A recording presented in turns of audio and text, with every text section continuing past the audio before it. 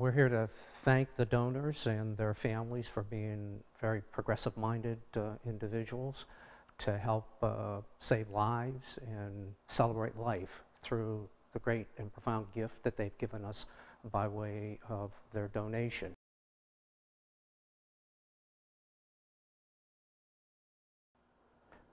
I really can't thank the families who have allowed their loved ones to donate their bodies to medical education. I really can't thank them enough. I really know what it means as an educator that's been doing this for a while to give up a loved one. It's such a generous contribution, not only by that donor, but their families as well, because it's a very emotional and very difficult choice to make at the end of your life, to be able to donate your body to science. Without their consent and support, we wouldn't have a strong education system. This would not have it without having cadavers. It would be a major void. I think walking into the anatomy lab the first day and seeing a real person really sinks in the idea that you are going to be the one that's going to take care of the real people.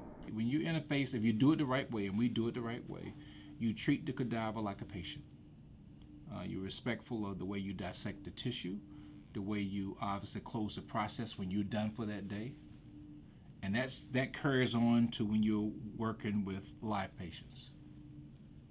We learn to embrace life. These experiences allow us to do more than learn about the human body and have knowledge and skill related to it. The experiences importantly promote altruism and duty, two of the four goals of a medical education.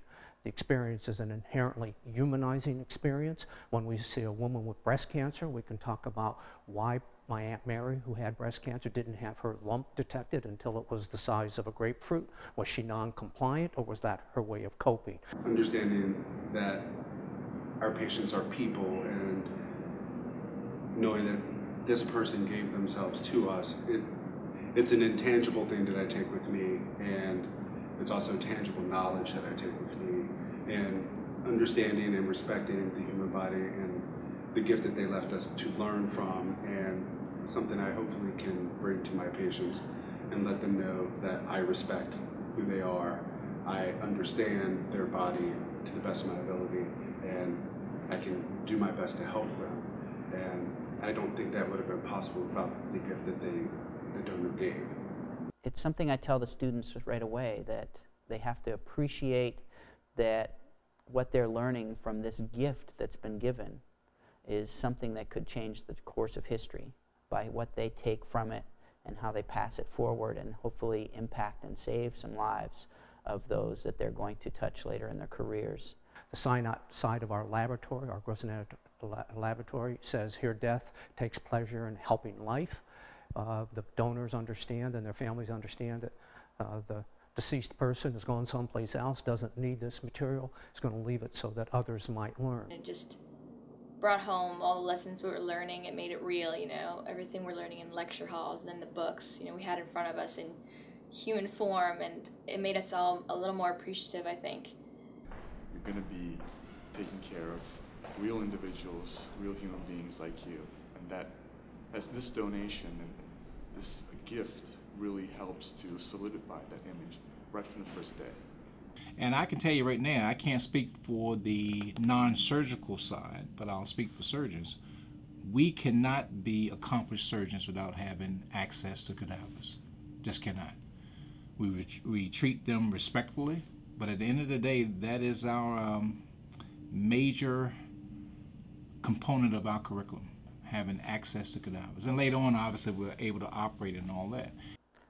I think not only is the human body the best paradigm possible for people to learn about the human body on, there are some incredible technologies that have come by, but there is nothing that replaces the real three-dimensional learning that goes on when you can work through a human dissection from the gift of a donor.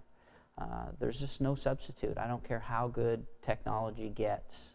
You cannot engineer the spectacular way in which the body is put together. And it just gives you a level of understanding that no other tool could possibly provide. We are human.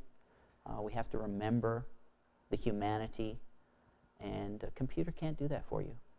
There's something to be said about real touch, and I don't think you can necessarily adequately learn everything about the human body through simulation. You have to see the subtle differences from person to person, and I think for us, especially having so many different donors and being able to see so many differences between body to body, it allows us to expand upon our knowledge. There's no way to simulate the human body by way of virtual anatomy. You can't feel it, you can't understand it three-dimensionally unless you dissect it.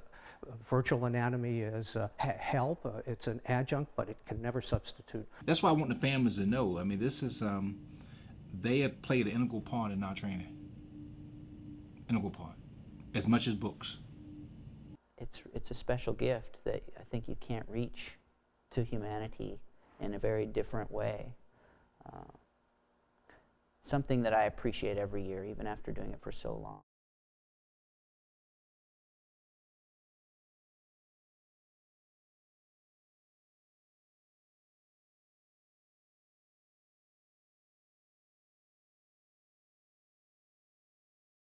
Thank you.